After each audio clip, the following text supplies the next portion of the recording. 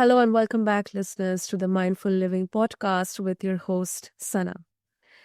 Today, in this episode, we are diving deep into the realms of healing and transformation with a powerhouse guest who's rewriting the rules of emotional, somatic, and spiritual growth. Joining us is Anastasia Gerali, creator of the groundbreaking rapid alignment therapy. Now, listeners, her journey is nothing short of extraordinary, rising from the ashes of personal and professional rock bottoms to helping women across the globe heal, thrive, and align with their divine potential. So, everyone get ready for a conversation which will be filled with raw truth, practical wisdom, and inspiring breakthroughs, as we tackle the fascinating question: does healing have an end date? So, buckle up, everyone. It's going to be a thought provoking ride. Anastasia, welcome to the show, and it's an absolute honor having you with us today.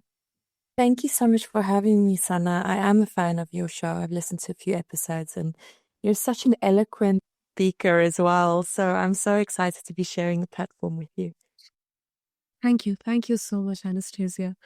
So before we discuss on the topic, your journey, let's talk about it. It's filled with incredible highs and at the same time devastating lows. So, do you think healing is a finite process or does it evolve as we do? That's such a great perception that you shared in your question. I absolutely believe that it does evolve as you do. But in terms of evolution, ultimately, we want to get to a point in our life where we're no longer in the need of healing. My belief and in my experience is that as long as we are healing, what we're really doing is still looking at the past. And at some point in your journey, you want to align where you presently are in your life with a present emotional state.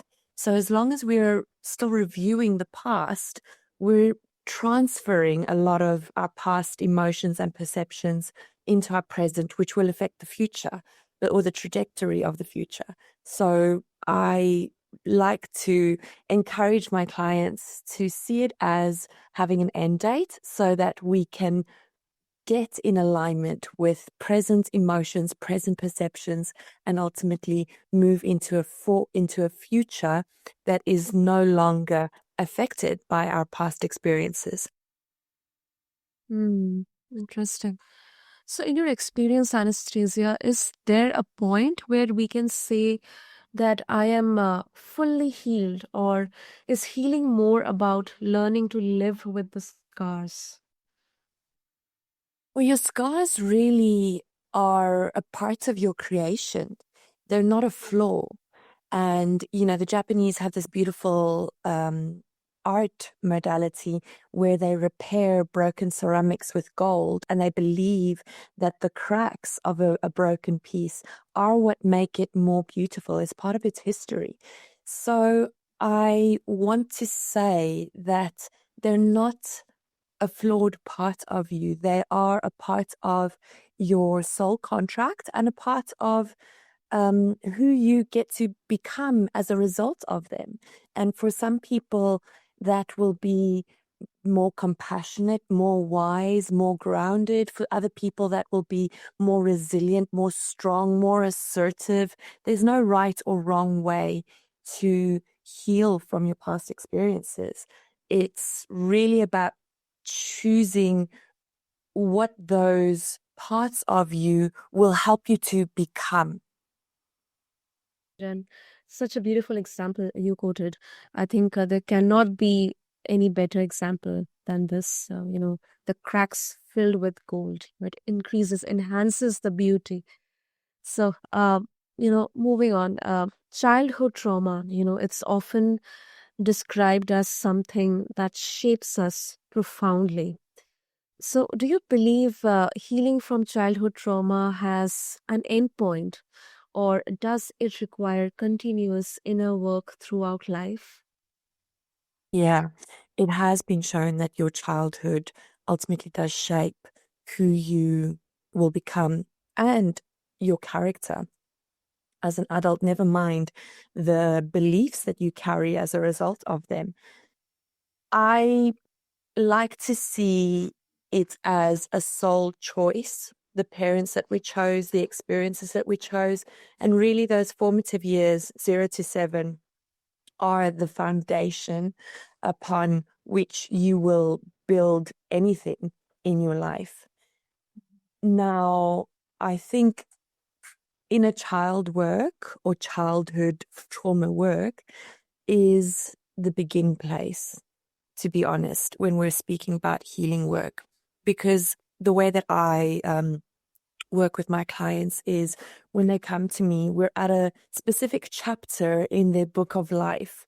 And when we start with reviewing the past, we start with those 0 to 7 years of age, the childhood years, because they were the foundation upon which all your other experiences were created, either consciously or unconsciously. And your emotional maturity would have been established in those years as well. So I think childhood work is the starting place. I do not think it's an ongoing journey to keep reviewing your childhood because, as I said, 0 to 7 years old, right? So once we've worked on those 7 years and all those minor and major experiences that formed us, then we no longer need to keep reviewing it. We've looked at it, we've healed from it, we've changed perspective, and we've made peace with it. And that's ultimately where you want to be with your childhood, at a place of peace and acceptance of your circumstances and also your parents, because they did the best that they could with what they were given as well. No, I agree. I agree. And also, talking about your creation, how does rapid alignment therapy approach the idea of permanent healing versus continuous growth?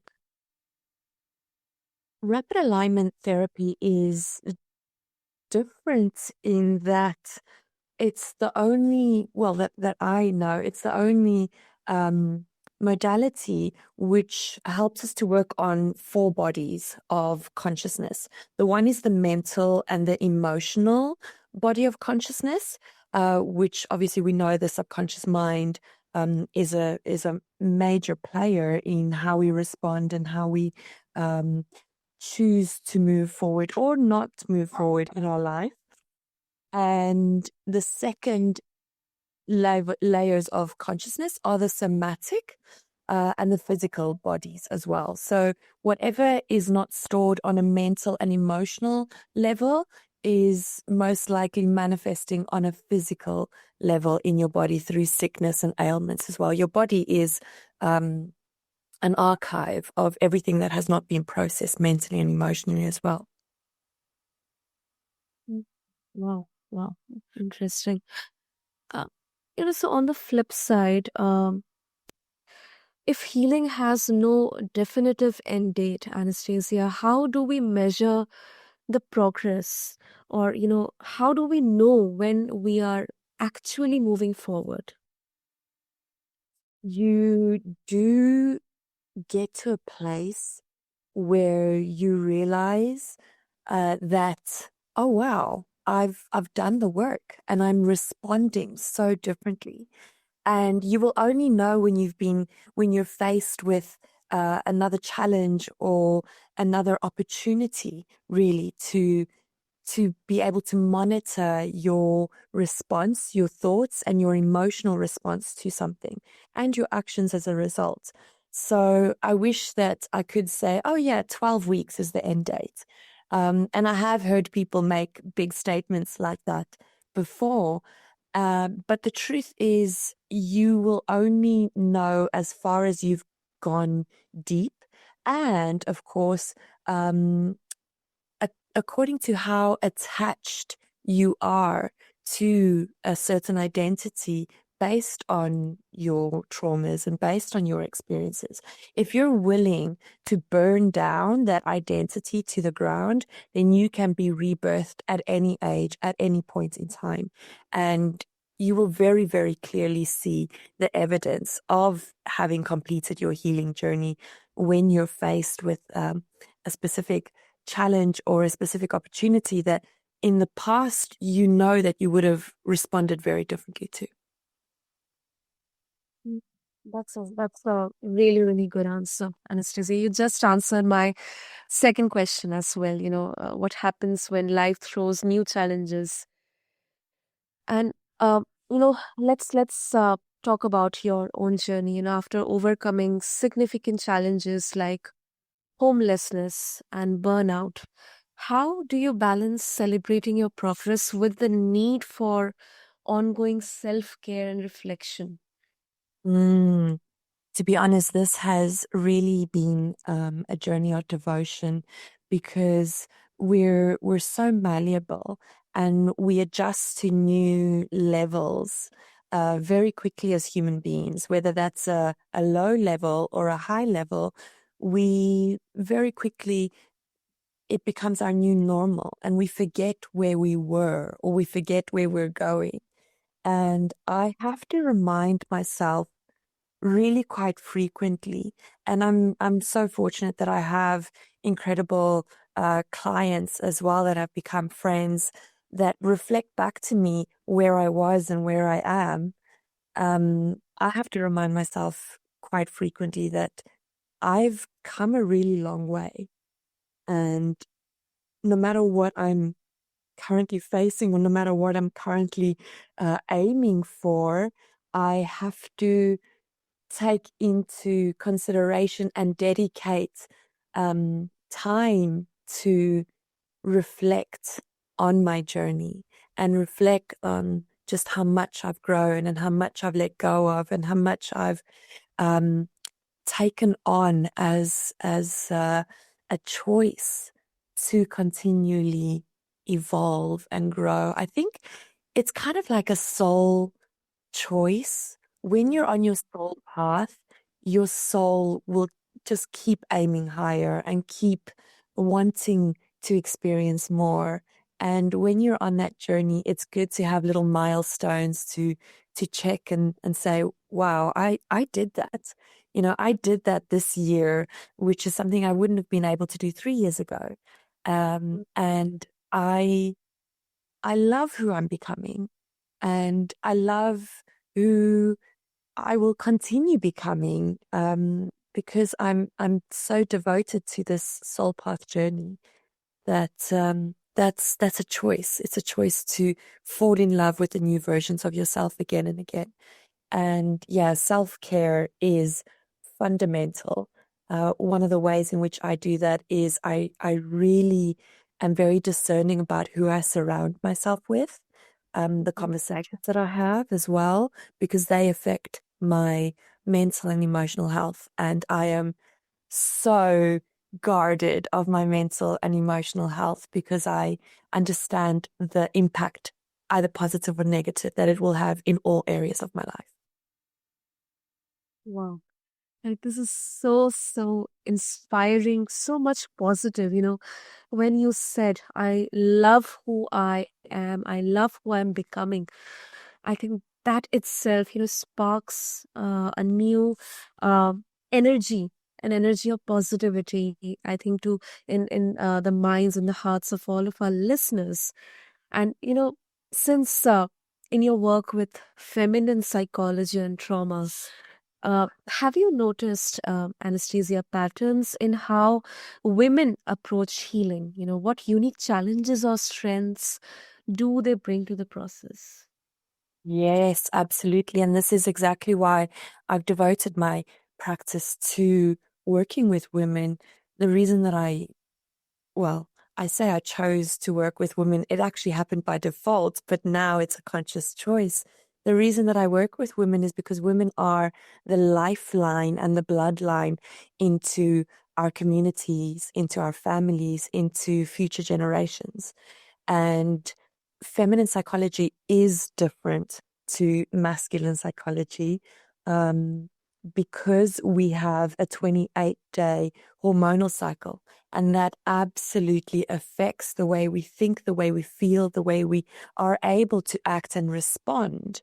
So if you cannot and will not take into consideration the feminine cycle, then you really can't do anything on a physical, on an emotional, on a mental level.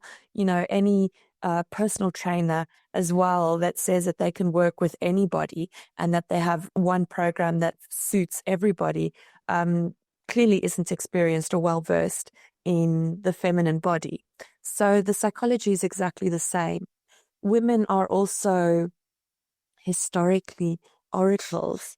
Women have this beautiful ability to connect to their psychic abilities in a way that needs to be honored. Women have incredible gifts that they pass on to their children as well. So the more connected and the more grounded a woman is, another thing that women absolutely need is community, a community to heal with, a community to be witnessed by. Um, all these things play a very big role in women's psychology and women's healing journey as well. True, true. I agree with you on all the points. So healing often requires, you know, unfortunately, revisiting painful memories or experiences. So, how do you guide clients in confronting their past without um, becoming overwhelmed or re traumatized? Yeah, absolutely.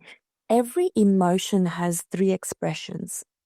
One is expression, when it can be healthily and safely expressed because we have the tools, we have the ability to do so, we have the support even to do so. The second way is suppression and repression. So, suppression is to consciously suppress something because now is not the time, but knowing that I have the tools to be able to express it later. If I do not if I do not healthily find a space and a place to express that suppressed emotion, it will have a negative impact in that it will implode into my health. And then the third is repression. So repression happens when we do not have the safety, the support, and the tools to healthily process something. And the build-up of repressed emotions will have a negative effect in that it will explode onto your life, meaning that your life will manifest in a way that you don't want it to. It's happening almost by default, but really it's happening unconsciously because you have so much baggage stored in your unconscious mind. I have been able to facilitate some incredibly traumatic experiences for my clients, um, mainly because I have this incredible tool, the rapid alignment therapy, which allows me to safely facilitate this for them and put them in a position of power. So we're never really reliving our past, we are always reviewing it. But if we don't have a good facilitator or a good method in order to review it, we will unconsciously keep recreating certain experiences. So, one case study that I can think of at the top of my head, which was both exciting and really quite scary for me as well, in that I was curious to see if I could facilitate such an experience, was a woman that had been in abusive relationships. She had been in multiple abusive relationships. And one of the worst ones was where she had ended up in hospital, and it resulted in her, needing to go to court and send her partner to prison. So we're talking about severe physical and mental trauma. And mid-session, the woman had a panic attack, which could have derailed had I not had a method to help her to review it from a different perspective and to put her in a position of empowerment for something that in reality was extremely disempowering and extremely I guess you could say she was the ultimate victim in that experience. And we completely rewrote that experience on a subconscious and on an emotional level so that she never has to feel that way again, and so that she never recreates a relationship and an experience that will transfer that into anything she does moving forwards. Wow. I mean, yeah, such kind of experiences can be so, so horrifying. I mean, it's unfathomable to what extent it can break your soul, your mind, your heart. But definitely, really, really appreciate Anastasia for sharing this with our listeners, and also, helping her to, you know, get empowered in the right way, and, seek justice as well, uh, strength for herself. So that's really, really inspiring. Very, very inspiring. Yeah, So, Sana, yeah, but it's really down to the client, it's their willingness to do this work and their commitment to their own evolution as well. absolutely, absolutely. Kudos to her. Kudos to her. More power to all of us. Her. And before we wrap up, for someone who feels stuck in their healing journey, especially from deep-seated traumas, what advice would you give to help them break through and align with their highest potential? Mm. I think the first step to realizing what your highest potential is a connection to your higher self. Your higher self is a beautiful guide. I like to see your higher self as your direct line to God, your direct line to your future self as well, so that you can always feel guided in the path that you're currently going through, because otherwise it's very easy for us to get distracted by surface level paths. Society and the system is set up really to distract us from our highest potential, because we're misguided and we're chasing surface level goals. The first thing is connect, connect, connect, and have a dialogue with your higher self, whether that is through prayer, through meditation. That is ultimately also going to help you through your healing journey as well. And then your highest timeline, meaning the best possible life that you are capable of, is something that unfolds as you walk that path. It's like walking in the fog. It will only ever reveal itself 1 meter at a time. So you have to stay committed to walking that path. Absolutely true. Beautiful, beautiful. And if our listeners they wish to connect with you, Anastasia, and also explore about your rapid alignment therapy, how they can do that.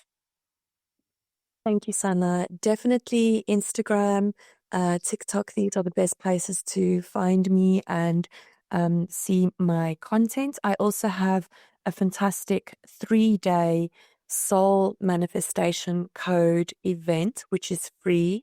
Anybody can sign up to this. And through that, they will also be able to learn about ways in which they can work with me. Lovely, lovely. We'll have all the details mentioned in the show notes for our listeners. And Anastasia, thank you so much. What a conversation we had today.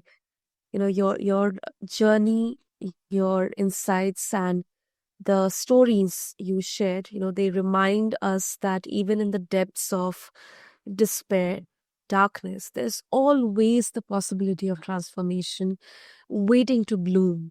So, whether Mm. healing really has an end date or if it's a lifelong journey, one thing I believe it's clear. There's a power in aligning mind, body, and spirit. So thank you so much for this conversation. Thank you, Sana. Thank you so much to your listeners as well. So, to all of you, if today's conversation resonated with you, don't forget to share it with someone who might need a little spark of hope and healing. So, follow us for more such enlightening episodes and connect with Anastasia to explore her rapid alignment therapy. It's a game changer for creating lasting, abundant change. Until next time, keep living mindfully and embracing the magic of transformation. This is your host, Sana, signing off. Thank you.